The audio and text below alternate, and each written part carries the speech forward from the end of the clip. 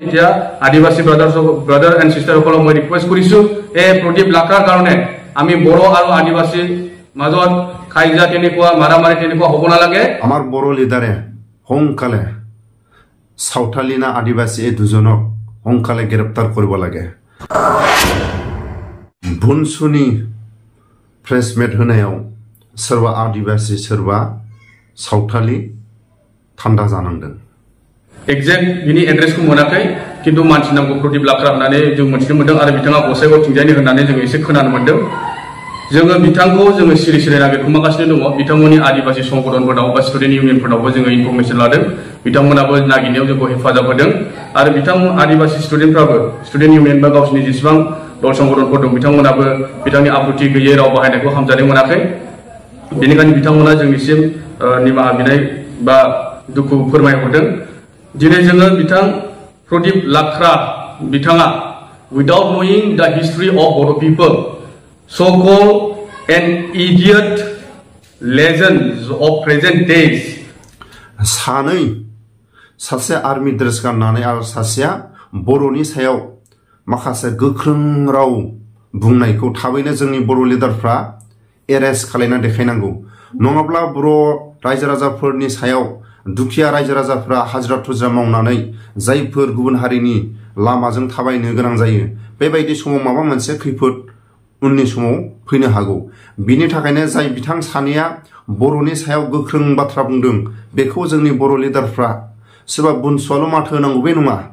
दिनै जि टाइमाव बुनसुआ माथो होदों बे ओरैबायदि बर' हारिनि गेजेराव बाख्नायथाव आरो गनायथाव आरो बिथांमोनखौ जोंनि बर' रायजो राजाफ्रा बिथांमोननि सायाव गोजोननाय जासिहरनांगौ आरो बिथांमोना बर'नि माखासे जेंनाफ्राव जों माथो होबाय थानायखौ नुदों।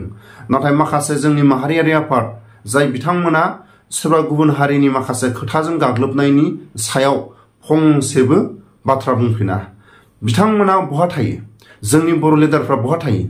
गुबुन हारिफ्रा जोंनि बर'नि सायाव माखासे खोथाजों गाग्लोबदों। बेबायदि माखासे खोथाजों गाग्लोबनाय खोथाया दुखिया रायजो राजाफोरनि सोरबा रायजो राजाफोरनि मोना गुना फैनाय अबेबा लामाजों फैनाय समाव जोंनि बर' रायजो राजाफ्रा बा दुखिया रायजो राजाफ्रा हाजिरा मावनानै फैनाय टाइमाव गिनो गोनां जायो। सोरबा बर' लिडारफ्रा दिनै गारि गुरा दामि दामि लानानै गार्ड लानानै बिथांमोना सोरबा गुबुन हारिया नोजोर लाबाबो सोरबा गुबुन हारिया बर'नि सायाव गाज्रि माखासे साननाय थायोबाबो बर' लिडारफ्रा फारफ्रोमनिफ्रायबो पुलिसनि गार्ड आरो बिथांमोना दामि दामि गारि बिथांमोननि गारियाव बुबाबो बिथांमोननि गारिया बाया। नाथाय बिथांमोनहा गावसिनि माखासे सुबिदाखौ नायनानै रायजो राजाफोरनि दुखिया हाजिरा मावनानै जाग्राफोरनि माखासे गुबुन हारिनि गामिजों लामा थाबायनो गोनां जायो। मालाबा समाव बेमारि मानसिखौ हरनि समाव बिथांमोननि माखासे गामिजों थांनो गोनां जायो। बेबायदि समाव दुखिया रायजो राजाफ्रा सिन्था खालामनो गोनां जायो। बर'नि सायाव गाज्रि माथो होनाय बिथांखौ थाबैनो एरेस्ट खालामथारनांगौ होननानै आङो खावलायहरो। आरो बुनसुनि बे प्रेस मिट होनाया जोबोद जोंनि बर' हारिनि थाखाय बाख्नायथाव आरो अराय सम बेबायदिनो माथो होलांगोन होननानै बुनसुनि साफ्रोमबो बिथांमोननि सायाव आं गोजोननाय जासिहरो। बेखिनि आं भिडिअखौ लाबोदोंमोन। आंनि बुंनायफ्राव गोरोन्थिफोर जादोंब्ला आं निमाहा बियो। गोजोन्थों। प्रदीप लाक्रा যদি ইয়াৰ কাৰণে আপোনাৰ ভিডিঅ'ৰ কাৰণে অহাকালি বা ইন ফিউচাৰ মাৰামাৰি হয় ইয়াৰ ৰেছপন্সিবিলিটি তুমি ল'ব লাগিব। ডাৰ্টি ভিডিঅ'জ বা dirty speech saying against Bodo or saying against Assamese people itu কৰিব নালাগে। सासे आदिबासिया बर' हारिनि सुबुंफोरखौ आब्रुथि गैयै मोनसे राव बाहायदों बिथाङा। जों दिनै बेनि बुंनाय बाथ्राफोरखौ रिप्लाइ होनो थाखाय दिनै जोङो बे प्रेस मिटखौ लानाय जादों। ना बे साननैसो नुगासिनो दङ बे ससियेल मिडियायावहाय सासे आदिबासिया जोंनि बर' हारिखौ बर' हारिनि सुबुंफोरखौ आब्रुथि गैयै मोनसे राव बाहायदों बिथाङा। बेनिखायनो जों दिनै बेनि बुंनाय बाथ्राफोरखौ रिप्लाइ होनो थाखाय दिनै जोङो बे प्रेस मिटखौ लानाय जादों। जोङो सानदोंमोन जोङो बे भिडिअखौ नुनाय लोगो लोगो प्रेस मिट होनो होननानै, नाथाय जोङो मानसिनि फुल एड्रेस मोनैखाय जोङो बे प्रेस मिटखौ होनाय जाथ'वाखैमोन। आरो जोङो मिज'रामाव थांनानै मिज'रामनि चिफ मिनिस्टारजों बे बड'लेण्ड सेपारेट स्टेट डिमान्डनि थाखाय रायज्लायहैनायखाय आरो माखासे टीमा दिल्लीयावहाय चिफ इलेक्शन कमिशनारजों थांनानै रायलायनानै आरो बिनो मेम'रेन्डाम गथायहैनायनि जाहोनाव जोङो दिनै लेट जादों। जायखिजाया आङो बे समाव हामबाय होनांगोन बिथां एनिथिं एमजे फंबाय आरो आदा उफ्रि बिथांमोनखौ आरो माखासे बिदिनो इउटिउबार जाय सुबुंफोरा बिथांनि एगेन्स्टआव बिथांनि बुंनाय बाथ्राफोरखौ रिप्लाइ होनो थाखाय बिथांमोना गावबागाव निउज पर्टेलाव बा इउटिउब चेनेलाव बिथांमोना मोजाङैनो गोख्रोङै रावजों सोंखारिदों बा रिएक्सन होदों। बिथांमोनखौ जों बनसुनि जानानै जोबोद बाख्नायदों। दा बे समाव बिथां प्रदीप लाख्रा होननानै जोङो बिथांनि मुंखौ बे आदिबासिनि मुंखौ जों मोनथिनो मोनदों। बिथाङा खोब जानो हागौ गसाइ गसाइथिंजायनि जोङो एक्जेक्ट बिनि एड्रेसखौ मोनाखै, किन्तु मानसि नामखौ प्रदीप लाख्रा होननानै जों मोनथिनो मोनदों आरो बिथाङा गसाइगावथिंजायनि होननानै जों एसे खोनानो मोनदों। जोङो बिथांखौ जोङो सिरि सिरि नागिरखुमागासिनो दङ। बिथांमोननि आदिबासि संगठनफोरनाव बा स्टुडेन्ट इउनियनफोरनावबो जोङो इनफरमेसन लादों। बिथांमोनाबो नागिरनायाव जोंखौ हेफाजाब होदों आरो बिथांमोन आदिबासि स्टुडेन्टफ्राबो स्टुडेन्ट इउनियन बा गावसिनि जेसेबां दल संगठनफोर दं बिथांमोनाबो बिथांनि आब्रुथि गैयै राव बाहायनायखौ हामजानो मोनाखै। बेनिखायनो बिथांमोना जोंनिसिम निमाहा बिनाय बा दुखु फोरमायहरदों। दिनै जोङो बिथां प्रदीप लाख्रा बिथाङा without knowing the history of Bodo people, so-called an idiot legends of present days, his name is Pradip Lakrakhis talking against the Bodo people without knowing the history of Assam and the Bodo people. If you see properly the history of Bodo, dear Pradip Lakhra, you can go to the Google and you can read the history books also. That Adivasis were brought to Assam to industry as an industrial laborers by the East Indian Company, mostly from present day Jharkhand, Chhattisgarh, Odisha, West Bengal and Andhra Pradesh. And they were brought here in 19th century, my dear. Remember, Adivasis were brought in Assam as a tea laborers by the East Indian Company only in 19th century. Whereas the Bodo people were here before the history of Mahabharata and Ramayana. They lived here. The Bodo people have been existing here 3,000 years ago. They have been living here since 3,000 years. You should know the history of the Bodo people, and without knowing the history of Bodo people, you should not speak in a single word. We know, আমি জানো এই প্রদীপ লাকৰাই কোনো সংগঠন পৰা আহা নাই, কোনো দল সংগঠন পৰা আহা নাই, বা ইয়াক কোনোবা বড় পিপলৰ এগেইনষ্টত ক'ব কাৰণে তাক কোনো মানুহে তাক পাৰমিশন দিয়া নাই বা ইয়াক কোনো মানে হেল্প কৰা নাই। As an analysis, আমি যোগ বুজিবলৈ পাইছো, আমি দেখিবলৈ পাইছো, হি প্ৰদীপ লাকৰাই হ'ব পাৰে one of the agents, dirty agents of the dirty politicians.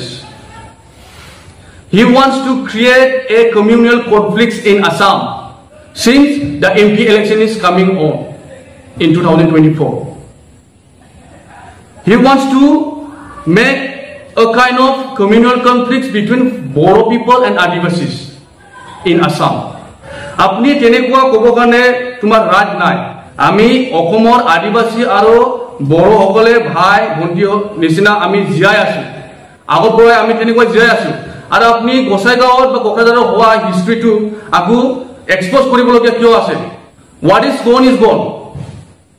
You supposed to not to bring back the ill events, ill history, the depressed history of past.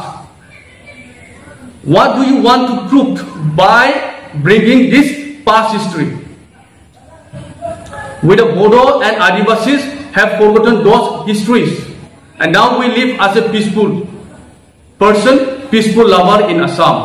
আমি এটু কবলৈ যোৱা নাই যে সব মানে আদিবাসী আমাৰ বড়ো এগেইনষ্টৰ হয় বা বড়োয়ে আদিবাসী এগেইনষ্টৰ হয়, এটু নহয়। আমি অসমৰ আদিবাসী আৰু বড়োসকলে ভাই ভণ্টি নিচিনা জীয়াই আছে আৰু আমাক ভাই ভণ্টি নিচিনা জীয়াই থাকিবলৈ দিয়ক।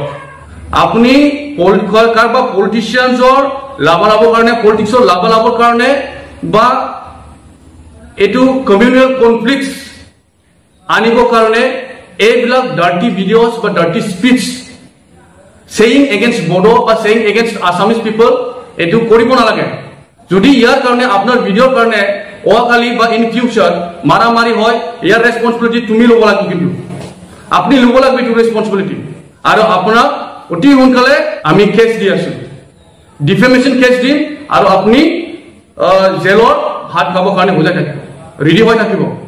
Who the hell are you to send the Bodo people in China? We accept that we are the origins of China and we have come in Assam, we have migrated in Assam, but remember we have migrated in Assam 3,000 years and we have been living here since 3,000 years. You have brought many references to speak against the Bodo people. अपनी सामो जुदी history सामो जाए 7 lakhs Southers were brought as contractual and bond laborers from Sotanagpur and Southern Orgona to Assam by the tea growers, so-called British and Scottish, as coolie, in the sense workers, in around 1911 to 1921. Did you hear that? You were brought only in 1911 to 1921 and the Bodo people are living here since 3,000 years ago before the prehistory. The Southers, so-called police who withdraw their service from tea garden coolie and who did not return to their native places were given 32,000 acres land here in Assam in 1980 and in 1900 it had increased up to 9 lakhs acres. See, you yourself withdraw that we are no more going to work in Assam as a tea tribe, as a tea laborer, and we are returning back to our native places. In 1980, but you did not return, and for that you were given 32,000 acres in Assam to live here peacefully. Not to bring any communal conflict. This idiot gentleman, so-called Pradip Lakraख, who has a little knowledge, so-called Pradip Lakraখ,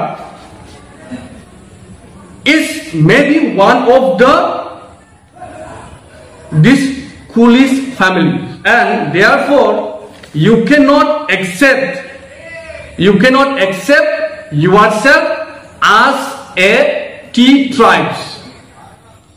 My dear, remember, even the animals in the jungles are having their own places and areas.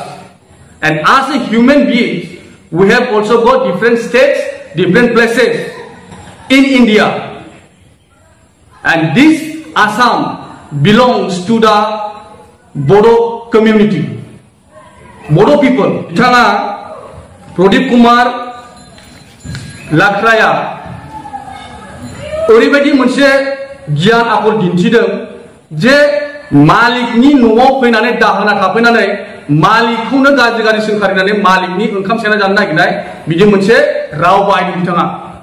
जों बनसुआ बिथांखौ नागिरगासिनो दङ आरो बिथाङा थाबैनो जेलनि ओंखाम मोनजागोन आरो बिथाङा रेडि थाथों जेलनि ओंखाम मोनजानो थाखाय।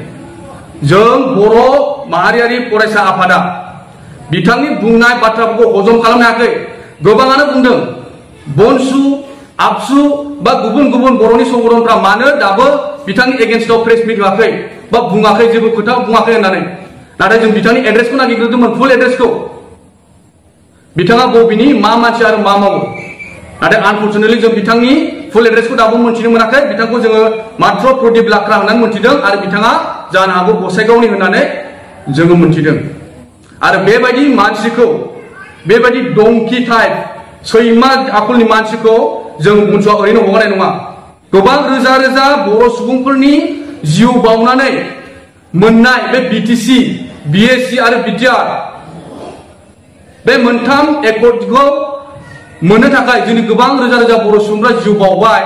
आरो बे जिउ बावनानै जोङो जा खलबसे हा मोनदों, एरिया मोनदों, बे एरियाफोरखौ बिथाङा मेगन सादों।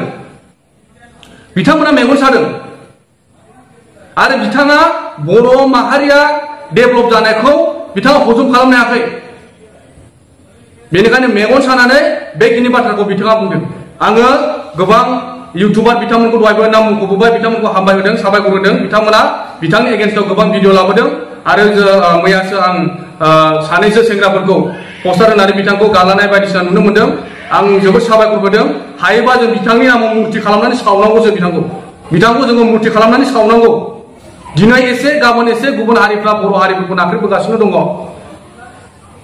जोंनि आइ आफामोना खेल खालामनो खालामाखै मोनथिया किन्तु दिनै सासे गाबोन सासे एसे एसेनो बर' हारिखौ बेबायदि नासयबोनाय बेबायदि गाज्रि रावजों सोंखारिबोनाय बे बाथ्राफोरखौ जों नुनो मोनदों बेफोर भिडिअफोरखौ जों नुनो मोनदों ससियेल मिडियायाव बेनिखायनो बर' हारिया खौसे जानांगौ आरो जेब्लानो बर' हारिनि एगेन्स्टआव मानसिफ्रा खोथा बुङो जों गोख्रैनो बिथांमोनखौ सोंखारिनांगौ आरो आयेन भाबै जों बिथांमोनखौ साजा होनांगौ You are Pradip Lakraख ना We heard that you are from Gosaigaon